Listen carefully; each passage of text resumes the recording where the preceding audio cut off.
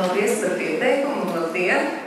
Es uzreiz gribētu komentēt, ka es noteikti neesmu viens no lielākiem speciālistiem, bet esmu viens no tiem, kas kopā ar saviem kolēģiem strādā arī ar bērniem ar autisma spektra traucējumiem. Un jau, varētu teikt, vairākus gadus darbojamies ar dažādām sistēmām un apmācības veidiem, ar kuriem arī iepazīstināšu. Šis ir autisma dienas simboliņš, tā mazā lentīte. Un, diemžēl man nāksies atkārtoties, jūs jau daudz ko dzirdējāt no tā, ko es esmu gatavojusies jums stāstīt, bet droši vien, ka atkārtošana ir zinību māte un cerams, ka nebūs pārāk garlaicīgi. Īsts satura izklāsts.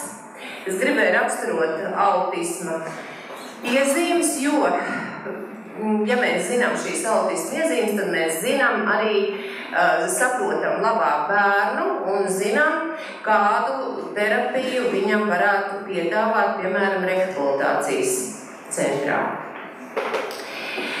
Un kāpēc šī problēma ir aktuāla? Tāpēc, ka arvien biežāk bērniem tiek diagnosticēts autisms. Droši vien tāpēc, ka arvien šī diagnostika kļūst pieejamāka, un arī tāpēc, ka vairāk cilvēku un arī ģimenes ārsti domā par šīm problēmām. Pasaulē bez šaubām attīstās priekšstati par autismu. Amerikā miljārdiem dolāru tiek novirzīti tieši autismu pētīšanām. Un arvien biežāk vecāki vēlas, lai bērni apmeklē vispār izglītojošu skolu, kas pilnīgi atbilst viņu bērnu tiesībām. Un pedagogiem bez šaubām ir nepieciešama informācija par to, kā bērnus ar autismu mācīt, jo šī stratēģija ir pilnīgi atšķirīga, kā mēs dzirdējām, Kronbergas kundzes priekšlasījumu, tātad pieeja jābūt ir pilnīgi atšķirīgai. Tad vēlreiz, kas tad ir autisma spektra traucējumi? Tie ir attīstības traucējumi, kuri izraisa būtiskus verbālās un neverbālās komunikācijas, sociālās miedarbības traucējumus, kā arī neparastu uzvedību un intereses. Šī definīcija ir ņemta no slimību kontrolas un profilakses centra definīcijas. Vispār es centos šo īso referātu balstīt uz ergoterapeitu vadlīnijām autisma ārstēšanā. Tā kā daudz kas ir jums jau zināms, bet varbūt, ka būs arī dažas tādas lietas, pa kurām mēs varētu kopīgi padomāt un kuras kopīgi varētu attīstīt. Tātad, vēlreiz, 3 galvenās problēmas ir komunikācija un autisma spektra saslimšanas iedala autisms, Aspergers sindroms un perverzīva attīstības traucējumi. Bet šeit es mazliet vairāk pieskaršos autismam un Aspergers sindromam. Tātad ir atšķirības. Īstenībā viena slimība, bet dažādas smaguma pakāpes, un viņas tiek definētas bieži vien atšķirīgi. Tātad komunikācija ir daudz vājāka autisma gadījumā, parasti tas ir neverbāls, ir nerunājošs cilvēks, jeb tāds, kuram raksturīga eholālija, vārda atkārtošana. Savukārt Asperger sindroma gadījumā cilvēks runā, bet bieži vien iztrūkst pragmatiskas komunikācijas. Socializācija ir milzīga problēma, un bērni bieži vien neiesaistās, bērnu aktivitātēs nav interešu, un trūkst sociālās izpratnes, kā arī īpatnēja uzvedība. Šeit tāds jauks slaids, kur mēs arī pašlaik labi varam aplūkot. Un tas ir, šeit ir runa par intelektu attīstību. autisma un Asperger sindroma gadījumā. Un te jūs redzat, ka Asperger sindroma gadījumā ir labas funkcionālās spējas un intelekts ir vidējs vai virs vidējā. Bet autisma gadījumā, un tas, protams, ir arī ļoti atkarīgs no tā, kādu terapiju bērns ir saņēmis, vai viņš ir attiecīgi strādās ar logopēdu, ergoterapeitu un attiecīgi pedagoģiskā pieeja ir bijusi adekvāta. Un tad jūs redzat, ka intelekts var būt diezgan plašā spektrā. Epidemioloģiskie dati par bērniem Latvijā mēs diemžēl neko nezinām. Tas īstenībā ir slikti, jo, ja mēs precīzāk zinātu, kāds ir viņa funkcionālais līmenis, kādas ir viņa vajadzības, mēs daudz labāk varētu organizēt pakalpojumus. Un bez šaubām arī daudz veiksmīgāk ļaut viņiem iekļauties vispār izglītojošās skolas sistēmā. Kā jau Švetls kundze teica, tad ir tāda informācija, kā ASV.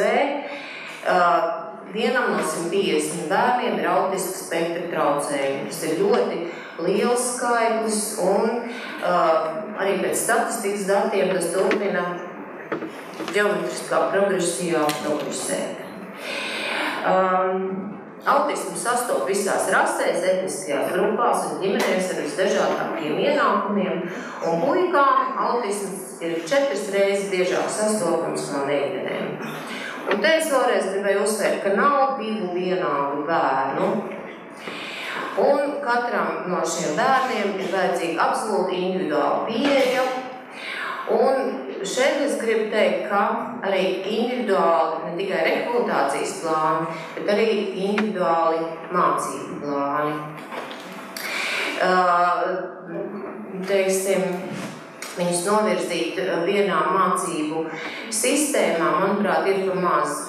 Vispareizākais, protams, būtu apmācīt skolotājus, nodrošināt ar palīgu skolotājiem un nodrošināt bērnam individuālu apmācības programmu. Ņemot vērā tos datus, ka intelekts bieži vien ir ļoti labs, pat augsts, un bērnu ir iespējams tiešām ievirzīt vajadzīgās sliedēs. Un tas pozitīvais piemērs mums nav tālu jāmeklē. Internetā ir ļoti daudz dažādu datu par slaveniem cilvēkiem, kuriem bieži vien retrospektīvi analizējot viņu uzvedību, konstatēts autisms, tie ir ļoti pazīstami zinātnieki, piemēram, Alberts Einsteins, Bēls un tā tālāk. Datorspeciālisti, visslavenākie hakeri izrādās arī ir cilvēki ar autisku spektru iezīmēm. Tātad tas tikai runā par to, ka bērniem ir ļoti liels attīstības iespējas, tikai mums ir jākonstatē kādā virzienā mūsu, ja to nosaukt par ārstēšanu un apmācību vērst. Iemesli, kā jau teicu, nav zināmi, un medikamentoza ārstēšana diemžēl nav pieejama. Tas jau būtu mums vieglākais ceļš. Iespējams, ka varētu palīdzēt enzīmu terapija bezglutēna vai bezkazīna diēta, bet arī tas nevar būt iemesls, teiksim, ka šo slimību varētu domāt, ka varētu izārstēt. Noteikti nē. Mazliet raksturošu bērnus ar autismu. Tie parasti ir smagāki bērni, ja tā var izteikties, nerunā, ir raksturīga ekolālija, nav acu kontakta, apkārt kustības, spalva klients, ir varmācīga uzvedība, raksturīga izaicinoša uzvedība, pārņemts ar atkārtošanu, plaukšķiņš, šūpojās, nebaidās no briesmām. Savukārt bērni ar Asperger sindromu, tie bērni, par kuriem Šneikls kundze teica, kur varētu būt arī nediagnosticēti, kuri mācās vispār izglītojošās skolas programmā un kuri varētu sasniegt vairāk, ja mēs prastu viņiem pareizi palīdzēt. Tātad tie ir bērni, kuriem nav draugi, bet tikai daži draugi, grūtības strādāt grupā, nesaprot, kā viņu uzvedība ietekmē citus, egocentrisks, ļoti gudrs, bet netiek sociāli pieņēmts. Runājot par motorām iemaņām, jāsaka tā, ka sastādot rehabilitācijas plānu, man daudz mammas oponēja, ka motorās iemaņas ir perfekts un bērns ir ļoti veikls, bet parasti tā nav. Parasti bērniem ir līdzsvaru un koordinācijas traucējumi, kā arī sīkās motorikas traucējumi. Bērniem ir ļoti grūti pieņemt ārējās vidas pārmaiņas, par to runās mūsu kolēģi.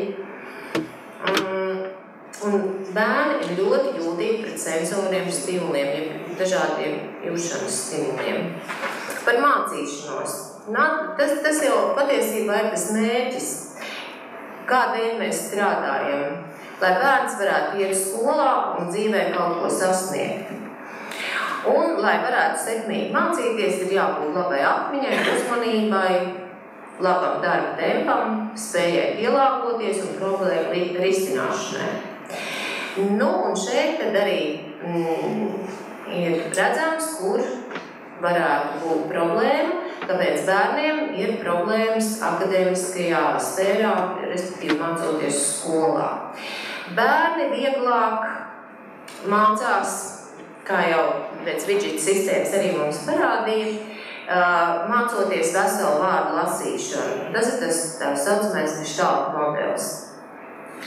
Vieglāk ir iemācīties veselu vārdu, mācās bieži atkārtojot, ir izteikts grūtības vispārināt, apgūt jaunu informāciju un sintezēt. Un par vizuālo domāšanu arī mūsu kolēģi runās tālāk. Problēma klasē var būt, ka ir grūti pārslēgt uzmanību. Bērns it kā iestrēgs un neatšķir detaļas no kopīgās saimes, kā jau teicu. Kā jau kolēģi teica, pievērš uzmanību nagliņai, bet nevis visai grīdai kopumā. Tātad stiprās puses, vēlreiz atkārtojot, atceras vārdus, diezgan veiksmīgs pareizrakstībā un lasīšanā. Bet vājās puses ir informācijas apstrāde, koncepciju sapratne, lasītā sapratne, problēmu risināšana, secināšana un informācijas sintēze un analīze, kas īstenībā ir ļoti būtiskas jomas, lai bērns varētu mācīties kopā ar citiem bērniem un apgūt vajadzīgo programmu. Bet kā tad noskaidrot? Bieži vien dzīves kvalitāti pētot, mēs pašam bērnam jautājam, kā viņš jūtās attiecīgajā situācijā. Un arī šeit ir ļoti būtiski uzdot pašam bērnam, skolniekam jautājumu, ja tas ir bērns ar Asperger sindromu, piemēram, kas man patīk? Kas man patīkās? Par ko es priecājos? Kur es jūtos labi?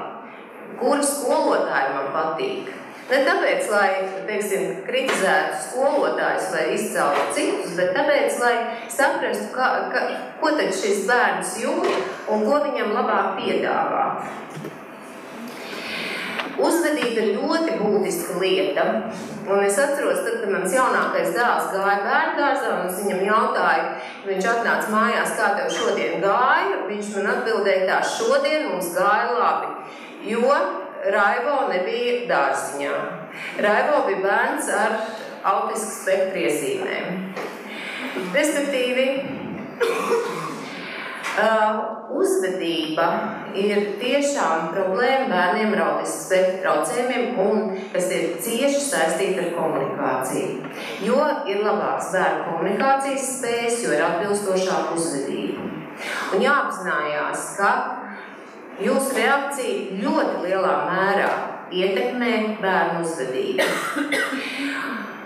Un iepriekš jau ir jāizskaidro bērnam, ko drīkst un ko nedrīkst. Un kāds var būt tavs uzvedības sekas. Un visiem spēkiem jācenšas veicināt pozitīvu uzvedību. Jo tieši tas jau ir iemesls bērnu atstumšanai no bērnu kolektīva. Un kaitināšanai un izsmiešanai. Un ja mēs tā padomājam, tad, piemēram, ko mēs atceramies par Albertu Einsteinu, mēs parasti atceramies stāstu, ka viņš uz darbu ir gājis bez zeķiem, sajaucis dažādas kurpes no dažādiem pāriem.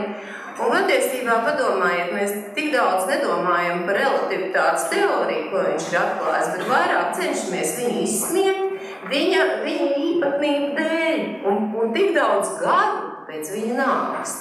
To es tikai salīdzinājumam saku, bet katrs bērns to droši vien izjūt katru dienu, un šī izsmiešana, protams, ir skolotāja kompetences jautājums, neapšaubāmi. Tad uzvedības traucējums var izraisīt jebkas, bet mums ir jāizanalizē iepriekš, kas tas varētu būt, un bērns iepriekš tam jāsagatavo, arī lietojot šo digit sistēmu. Par uzvedību runājot, tātad ir šīs monotonā uzvešanās, plaukšķināšana, bieži vien autoagresija. Bieži vien šie bērni atnāk no rīta uz dienas centru, un viņiem ir milzīgi zilumi uz pieres. Un izrādās, ka tā ir autoagresija mājās, bērns ir atstāts viens pats, viņam nav attiecīgā vide, viņš ir vienkārši sēdējis, tupējis uz ceļiem, sitis galvu pret radiatoriem. Bet būtiski ir attīstīt neatkarību un paškontroli. Tātad mūsu skolotāja Laila izstāstīs drusciņ vēlāk par to, kā to varētu attīstīt. Bez šābām ir jācenšas aizskavēt destruktīvu uzvedību. Un jāiemācās skolotājiem un arī citiem bērniem uzvesties tā, lai šo destruktīvo uzvedību nestimulētu. Par komunikāciju mums runās Laina Eigare, no kuras es esmu ļoti daudz ko mācījusies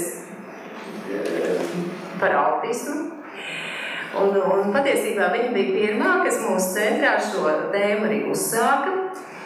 Un par komunikāciju es varu tikai pateikt vispārīgas frāzes, un to, ko es esmu pat arī sapratusi, ka nevajag pieņemt, ka bērns, kurš runā, jūs saprot, bet bērns, kurš nerunā, jūs nesaprot. Un jāmeklē līdzekļi, kā lai viņš saprot vizuālā veidā. Komunikācijas traucējumi. Vairāk ir raksturīga uzvedības komunikācija šiem bērniem, nevis sociālā un verbālā komunikācija. Un grūtības ir uztvert valodu. Un ja runājat ar šiem bērniem, tad šai valodai jābūt īsai un skaidrai. Un nevajag, protams, lietot terminus, ka es tev noraušu ausis vai tam līdzīgas biedējošas terminus. To bērns kurš vienkārši nesaprot. Arī cilvēki ar ļoti augstu intelektu, bet autismu spektru iezīmējumu, ar grūtībām runā publiski, ļoti uztraucas un nespēj dalīties domās, jūtās un idejās. Un ar to ir arī jārēķinās skolā, ka diezin vai šo bērnu ir vērts izsaukt klases priekšā un likt viņam runāt. Bieži vien ir raksturīgs arī rakstiskās komunikācijas grūtības.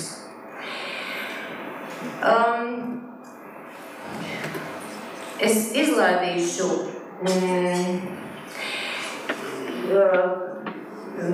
šo tēmu par komunikāciju, bet tikai apstāšos pie dažiem ieteikumiem. Ka tiešām teikumiem ir jābūt īsiem, 3 līdz 5 vārdu teikumiem. Jāizvairās no sarkasma un vārdiem pārnestā nozīmē.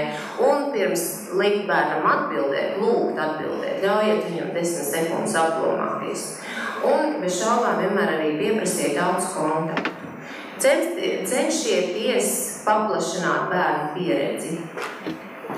jo bērns nespēja iedomāties to, ko viņš pats nav pieredzējis. Socializācija ir ļoti būtiska lieta mūsu kopīgā darbā ar bērniem, un labas sociālās iemaņas ir galvenais pozitīvā iznākuma priekšnoteikums. Kā jau arī tika minēts, trūkst sociālās atdaļināšanas, ir nepieciešams pateikt priekšā, ir grūtības uztvērt ķermeņa valodu, nespēja saprast, ko domā citi. Un jāiemācās ir tādas lietas, kas arī ģimenē noteikti jāmāca. Sasveicināties, lūgt piedāvāt palīdzību, gaidīt savu kārtu, uzsākt sarunu, attīstīt līdzjūtību un izteikt atzinību, dalīties un pieņemt kritiku, atsveicināties. Un tādēļ ir izdomāta tāda metode, kā sociālo stāstu metode, kad bērnam tiek izskaidrot sociālā situācija, tiek paskaidrots, kā rīkoties, ko teikt un darīt. Un arī ir šaubām jāizskaidro, kāpēc tā ir jādara un ko no viņas sagaida. Jo runājot par sensorām īpatnībām, tās ir raksturīgas 90% bērnu. Ja veseliem cilvēkiem tikai 10% gadījumu ir sensoru traucējumi, tad šajā gadījumā šis procents ir milzīgs. Un tātad varbūt dzirdes īpatnības, jušanas traucējumi, cenšas izvairīties no pieskārieniem, ožas traucējumi. Tāpēc arī garšas un redzes traucējumi. Bērns var būt pārāk jūtīgs vai mazjūtīgs pret trokšņiem, jūtīgs vai nejūtīgs pret atsevišķiem kaitinājumiem. Viņam ir vājš līdzsvars parasti un proprioceptīvi traucējumi. Bērns neprot dozēt spēku, kāds ir jāpieliek, lai veiktu kādu aktivitāti. Teiksim, lai es tev uzsmērētu maizīti, viņš to maizīti var saspiest rokā, jeb arī nepielikt pietiekošu spēku, lai ar nāzi uzmērētu sviestu, piemēram. Ja? Tā kā šeit ir joma ergoterapeitam neapšaubām ļoti svarīga, un par to mums pastāstīs tālāk Lielēcone.